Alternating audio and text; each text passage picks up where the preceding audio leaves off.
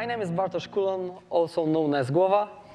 I was the lead programmer responsible for player mechanics in Dead Island and Dying Light. First of all, please forgive me for I have sinned. I lied to you. I was supposed to talk about 20 steps of improving movement in FPP games, but when I actually wrote the content of this speech, it was so long that we would end up talking to the end of the conference. And we must have time for other amazing lectures. So instead, I would like to focus on three major topics. Crucial player mechanics implemented into Dying Light Parkour, problems and solutions that we've encountered during the productions, and additional details that help us improve the experience. I hope this lecture will help you build and extend freedom of movement in your game. So first of all, if we want our players to be able to climb, he needs to know what he can climb onto. So how we describe a climbable ledge? With its start, end, and forward vector. This info is enough for him to start climbing.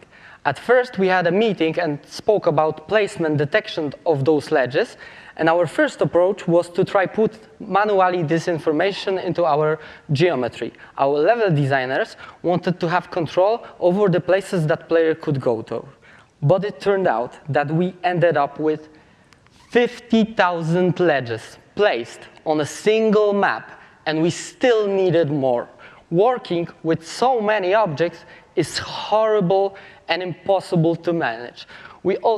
Our memory started to shrink because we initially started developing Dying Light on an old generation console, and memory space in them was fucking low. So we decided to take another approach, detect ledges in runtime. Now, how we did it?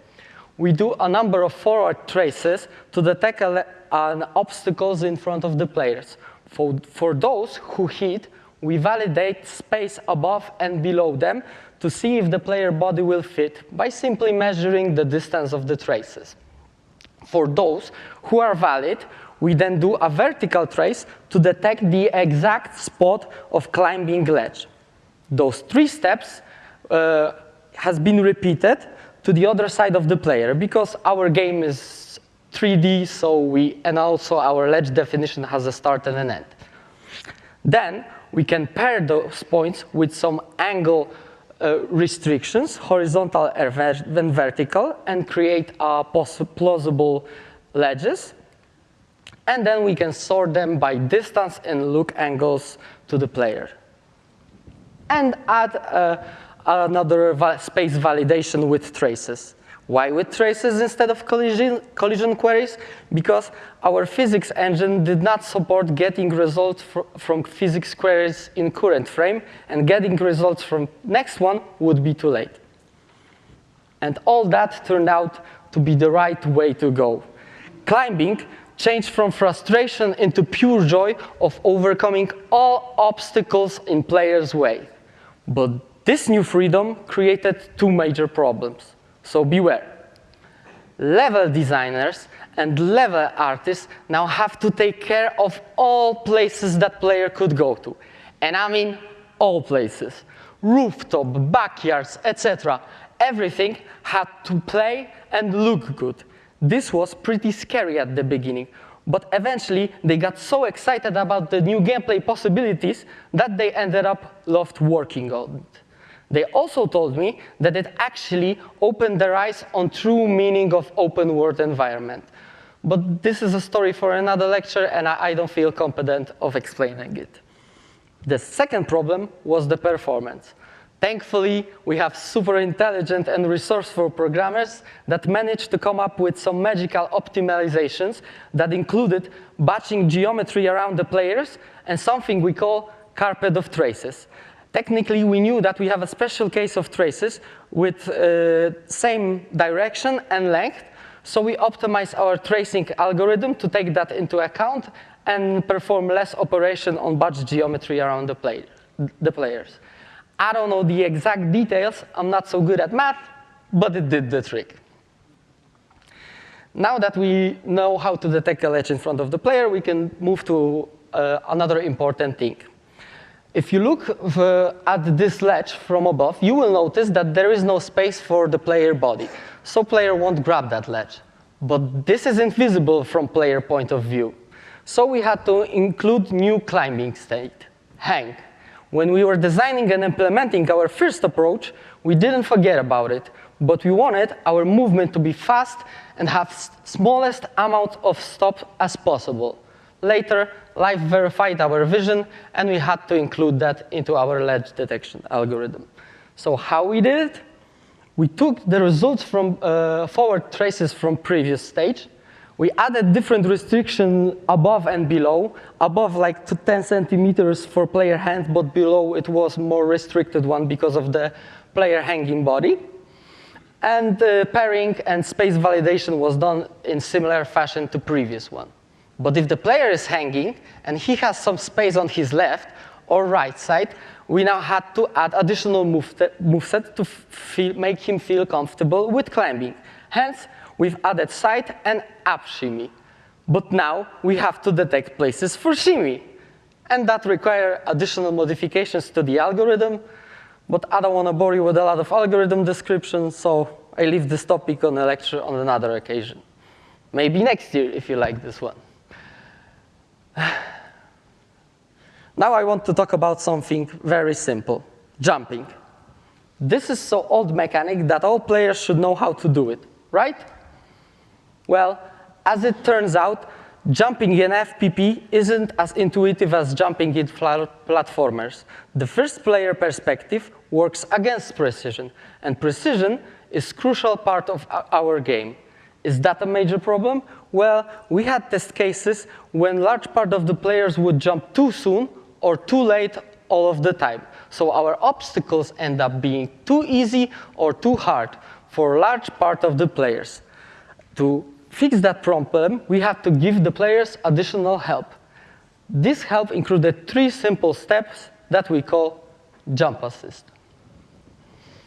First step was to delay jump and wait for a better moment to jump. We define better as there is something in front of us, like a wall or a ledge, or players just started to fall, is not touching the ground. That helps the players that jump too soon. At full speed, that gave us additional 1 meter of jump range. The second step was allowing the player to perform a jump after he falls for a brief moment. With this one, we had to be careful because soon it looked really bad in co-op. And that helped the players that jump too late. And third step, if the player is jumping over an obstacle but doesn't really touch it, we would still allow him to perform that jump. Technically, it's a jump in air, but players feel more natural, like they are extending their leg and bouncing off that object. Again, you have to be very careful because it works on a short range, like 20 centimeters from the object. Those 3 steps resolved most of our problems, and even a beginner had no problem with jumping, so frustration was gone. Okay, the end of part 1. Now we can move to problems and solutions that we've encountered during the production.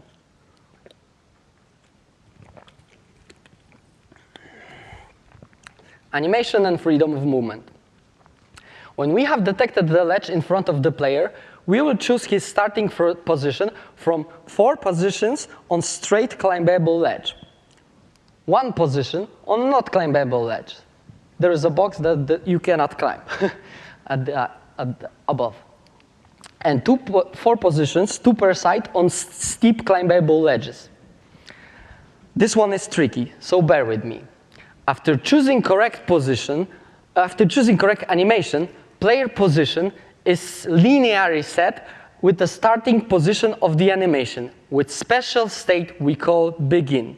In this state, player is reaching his hands and legs to grab the ledge.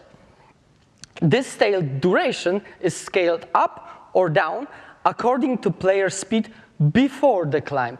This is due to the fact that we want to avoid changing speed as much as possible, so the movement is more fluid. In this state, we are also forcing player look direction to blend with forward direction of the climbing ledge. When this state is finished, we have set the player in the exact same position and orientation as in the animation. So all we have to do right now is synchronize the rest of the movement with the info from the animation. Bam, simple, right? Here is a sample video of the first implementation. Some of you may notice that player character doesn't quite fit into Dying-like universe.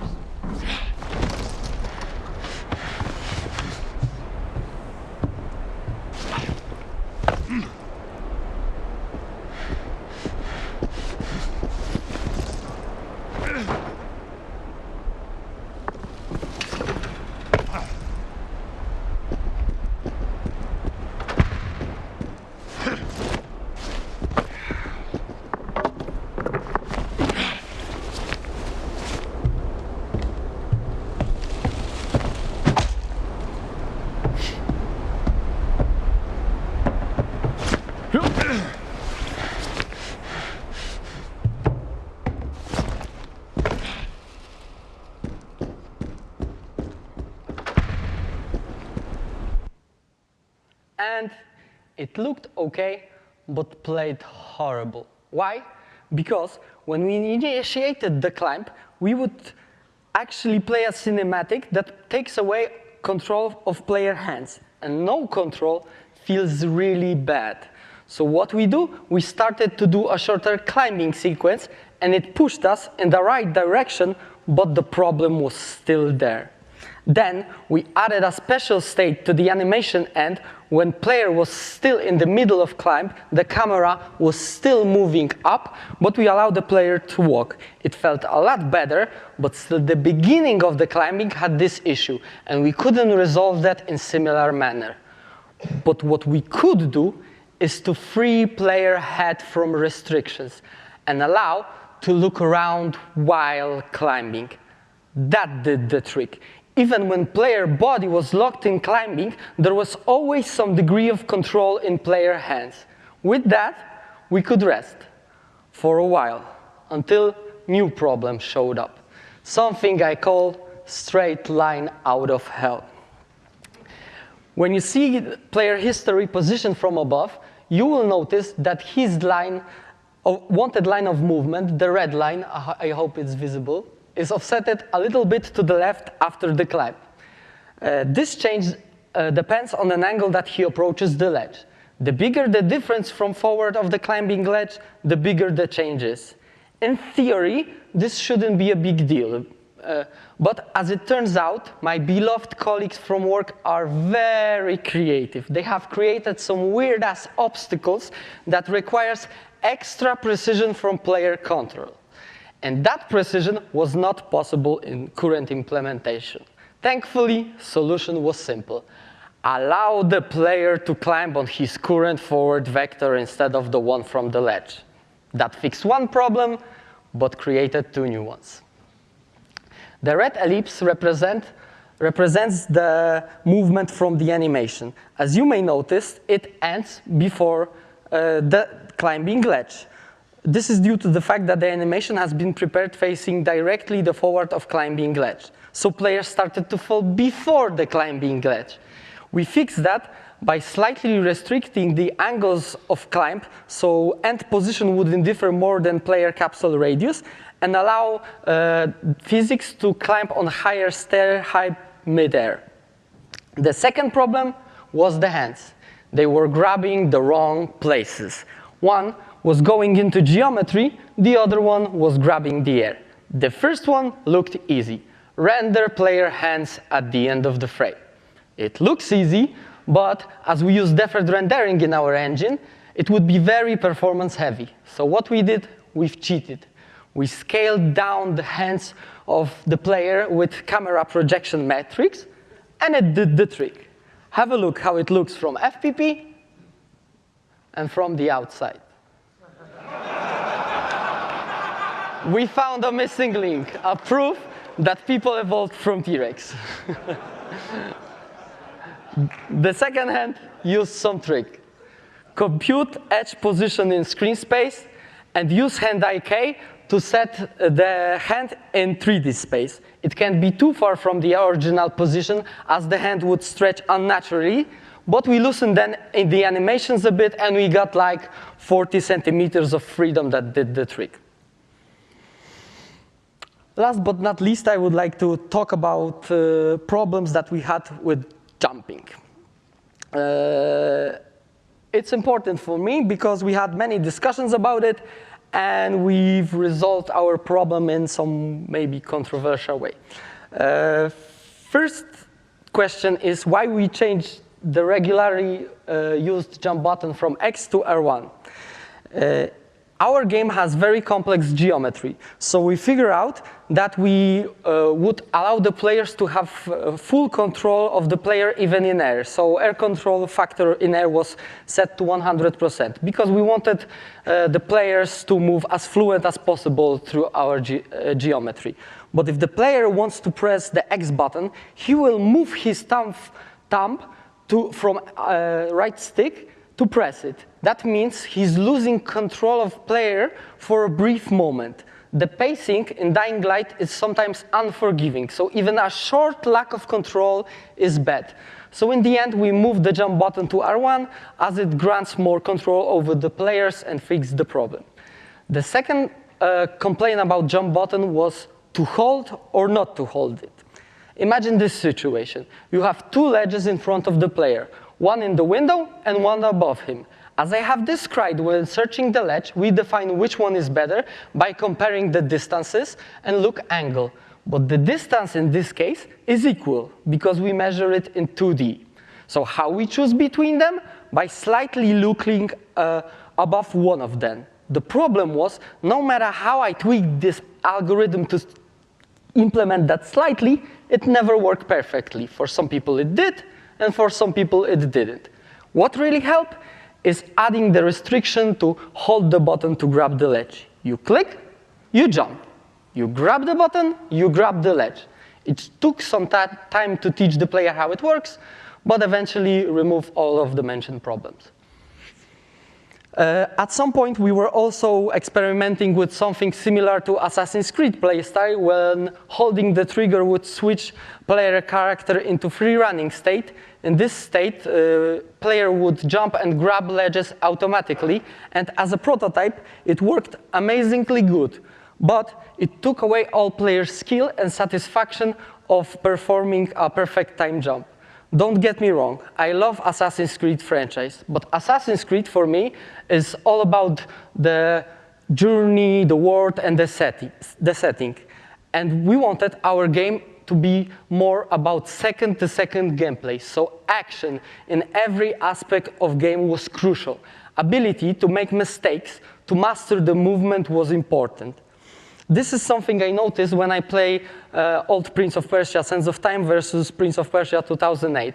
The first one had all moves, jumping, wall running, monkey bars, etc., preset to different buttons. So it felt very acrobatic to overcome obstacles. Harder, but again, more satisfying. In Prince of Persia 2008, all of those mentioned moves was moved to one button. So the difficulty went down. And I feel the free running state took that simplification even further.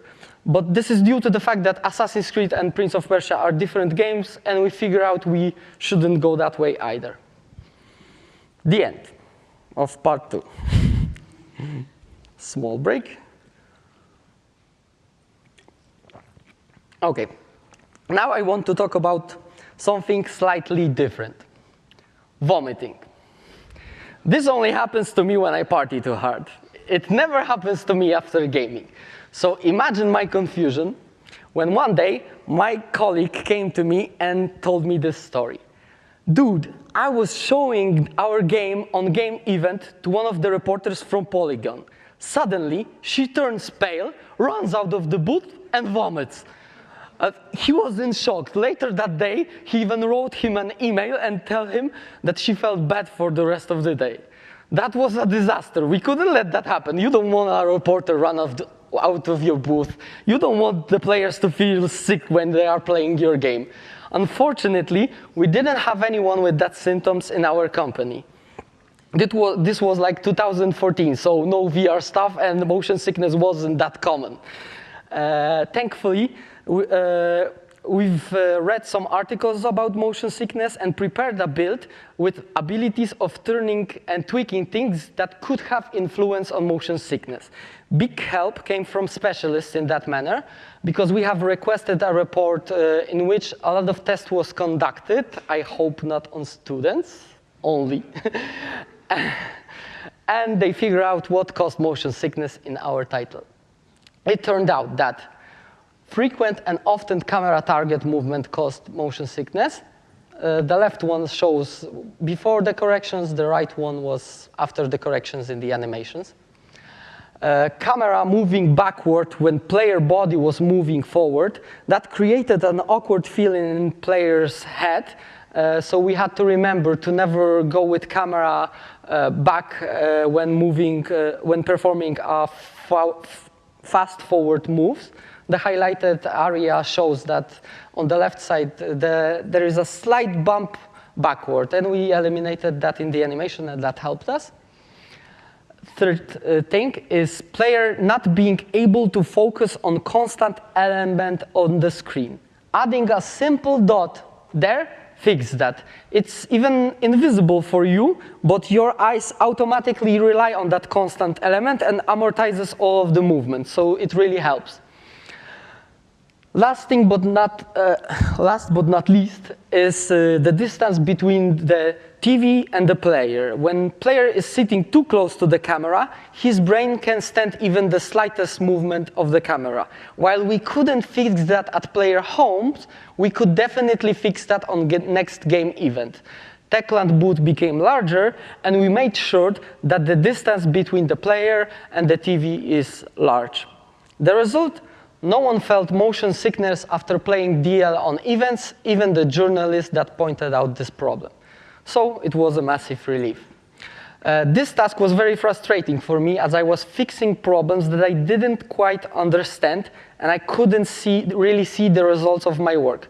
But eventually we got very little negative comments about it, so I guess we did a good job. We're running out of time, so I will now give a list of things that we've implemented also. It will explain why we did it, but I won't tell how. You have to do it for yourself. When you see parkour videos, you will notice that freedom and fluidity of movements come to the runners very naturally. This is due to the fact that they have very good and well-trained knowledge of their bodies. That helps when they are running on narrow walkways, when they are jumping on knee-height obstacles, or move their shoulders to fit into narrow ways. That kind of special awareness, it's impossible to simulate in FPP games. Players often lose obstacles from their side due to limited FOV, or input slightly wrong direction and falls from heights or bumps into walls. To compensate that problems, we created a couple of systems that help the player. Balance. If the player is walking on narrow object or near the ledge of the building, we would slightly correct his input so he wouldn't fall. Avoid. When player is running, we would add side speed to his movement to avoid make him fall into walls and thus make him run much smoother. If you look, you see a little bump to the right, left. This is artificial. Player inputs only forward direction. And there is no collision. Like, we prevent collision from happening, so there won't be any slowdown. And auto step. If the player has a small obstacle in front of him, like 40 centimeters, we would automatically climb on it because those obstacles, when he is close to them, are invisible for the player, so it feels very natural to walk on them. So far, I was talking about movesets, about things that help the player move up or forward, but professional runners can do a lot of different stuff to go down. To help the player move down, we've added several systems that allowed us to build the true image of free runner. We've added jumping into dumpsters and breaking falls, landing on cars, jumping into water and swim, slide down ladders and pipes, using a zip line and enjoy the view. Or even break falls by rolling. Those mechanisms had to be used by level designers to create fun and varied environment.